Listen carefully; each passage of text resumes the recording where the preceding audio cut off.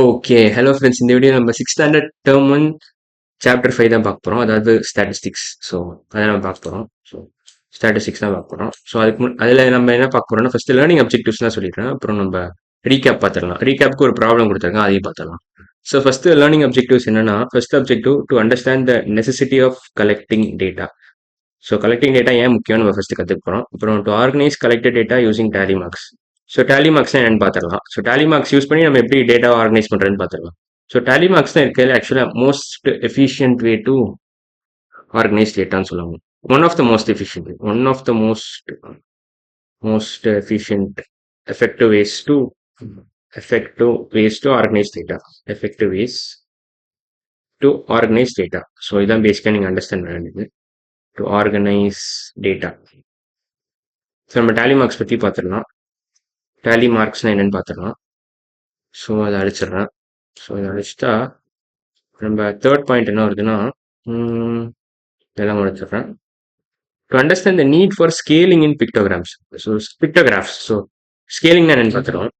அப்புறம் to draw pictographs and interpret them. So pictographs எப்படி வரையணும், அப்புறம் அதை எப்படி அண்டர்ஸ்டாண்ட் பண்ணணும்னு பார்த்துக்கலாம். ஸோ அப்புறம் ஃபைனல் நம்ம என்ன பார்க்க போறோம்னா, to draw bar graphs and how to interpret them. So இதான் ஃபைனல் பாயிண்ட். ஸோ இதெல்லாம் தான் நம்ம பார்க்க போகிறோம். ஸோ இப்போ நம்ம ரீகேப் பார்த்துக்கலாம். இதில் என்ன கொஸ்டின் கேட்டிருக்காங்கன்னா, கவுண்ட் த ஆப்ஜெக்ட்ஸ் இந்த following figure and complete the table that follows. Okay, 4 types of object இருக்கு ஆக்சுவலாக இதில். ஸோ அதையும் ஃபர்ஸ்டே சொல்லிடுறேன். பால் இருக்கு, பேட் இருக்கு, ஃபனல் இருக்கு, இதான் ஃபனல். அப்புறம் ஸ்கொயர் இருக்கு, இதான் ஸ்கொயர். ஸோ பேசிக்காக 4 டைப் ஆஃப் ஆப்ஜெக்ட்ஸ் இருக்கு. 4 types of objects. 4 types of objects. அவ்வளோ. ஸோ இதான் 4 type. So number of balls எவ்வளோ நான் அவனே கொடுத்துட்டேன் 8ன்னு. ஸோ நம்ம ஃபர்ஸ்ட் இதை மூணுத்தி ஃபில் பண்ணிக்கலாம், கொஞ்சம் ஈஸியாக இருக்கும்.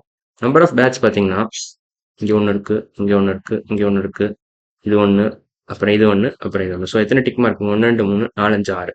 ஸோ 6 பேட் இருக்கு மொத்தம். எத்தனை ஃபனல் இருக்கு? ஸோ இதை கிளியர் பண்ணிக்கிறேன். ஸோ பேட்டெல்லாம் கிளியர் பண்ணிட்டு வெறும் ஃபனல் மட்டும் நம்ம கவுண்ட் பண்ணலாம்.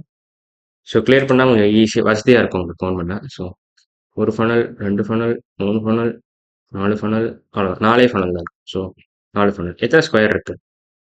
ஸோ ஸ்கொயருக்கு ஆக்சுவலாக நீங்கள் எதுவும் எழுதக்கூட வரையணும் கூட அவசியம் இல்லைன்னு நினைக்கிறேன். அதாவது நீங்கள் மார்க் பண்ணணும் கூட அவசியம் இல்லை. இதுக்கும் நான் மார்க் பண்ணிடுறேன்.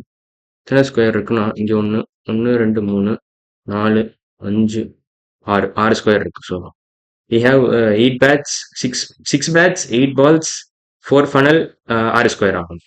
ஸோ இதெல்லாம் தான் number of objects. 4 types of ஆப்ஜெக்ட்ஸும் எழுதிட்டோம். ஈச் ஆப்ஜெக்ட் எவ்வளோ எவ்வளோ இருக்குன்னு எழுதிட்டோம். ஸோ இப்போ கொஸ்டின்ல நம்ம ஈஸியாக ஆன்சர் பண்ணிடலாம். ஸோ கொஸ்டின் என்ன கேட்டிருக்காங்கன்னா, ஃப்ரம் த கிவன் ஃபிகர் அந்த table answer the following questions. Total number of objects இந்த அபோவ் பிக்சர் எவ்வளோன்னு கேட்டிருக்காங்க. ஸோ இது நாளைத்தையும் ஆட் பண்ணிங்கன்னா உங்களுக்கு டோட்டல் கிடச்சிரும். ஸோ 6 + 6, ஓகே, இது நாளைத்தையும் எப்படி ஆட் பண்ணலாம்? 8 + 4 12, 6 + 6 12. ஸோ இது ரெண்டுத்தையும் கம்பைன் பண்ணிக்கிறேன். அப்புறம் இது ரெண்டுத்தையும் கம்பைன் பண்ணிக்கிறேன். ஸோ 12 + 12 24ன்னு வந்துடும். 12 + 12 = 24. So total number of objects இந்த அபோவ் பிக்சர் எவ்வளோன்னு கேட்டிருக்கான். அதுக்கு ஆன்சர் 24. அப்புறம் செகண்ட் கொஸ்டின் என்ன கேட்டிருக்காங்கன்னா, the difference between the number of squares இந்த நம்பர் ஆஃப் பேட்ச் எவ்வளோன்னு கேட்டாங்க. ஸோ இதெல்லாம் அழைச்சிடுறேன். ஸோ இதை அழிச்சிட்டா, சாரி இதை நான் அழிச்சிருப்பேன். எனக்கு ஞாபகம் இருக்குது. ஸோ பிரச்சனை இல்லை. 6 பேட்ச் இருக்கு, 4 ஃபனல்ஸ் இருக்கு, 6 ஸ்கொயர் இருக்கு. எனக்கு ஆமாம், 6 பேட்ச், 4 ஃபனல்ஸ், 6 ஸ்கொயர் கரெக்டாக. So difference between number of squares 6 square இருக்கு, இந்த நம்பர் ஆஃப் பேட்ஸ் 6 பேட் இருக்கு, என்னன்னு கேட்டிருக்கான். So 6 - 6 is nothing but 0. So second question answer 0. Third question போனால், the ratio of number of balls to the number of bats. So number of balls எவ்வளோ இருக்கு? 8.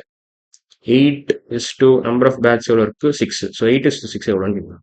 So 8 is to 6 நீங்கள் எப்படி எழுதலாம்னா 8/6ன்னு எழுதலாம். இதை ஃபர்தர் சிம்பிளிஃபை பண்ணீங்கன்னா உங்களுக்கு எவ்வளோ வரும்னா, இது 4 × 2ன்னு எழுதலாம். 6 வந்து 3 × 2ன்னு எழுதலாம். ஸோ 8/6 இப்படி எழுதலாம். 4 × 2 டிவைடட் பை 3 × 2ன்னு எழுதலாம். 2/2 is nothing but 1. So 4/3 is the same as 8/6.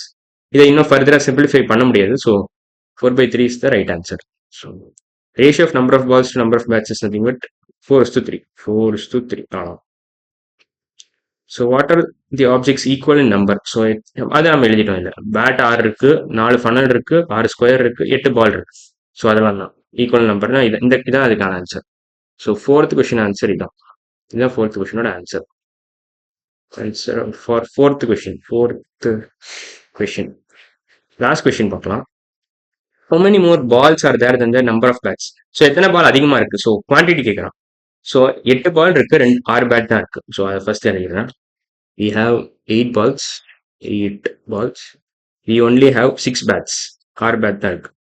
So quantity wise பார்த்தீங்கன்னா இதான் பெருசு. சும்மா பியூரா நம்பர் வைஸ் பார்த்தீங்கன்னா இதான் பெருசு. 8 is greater than 6.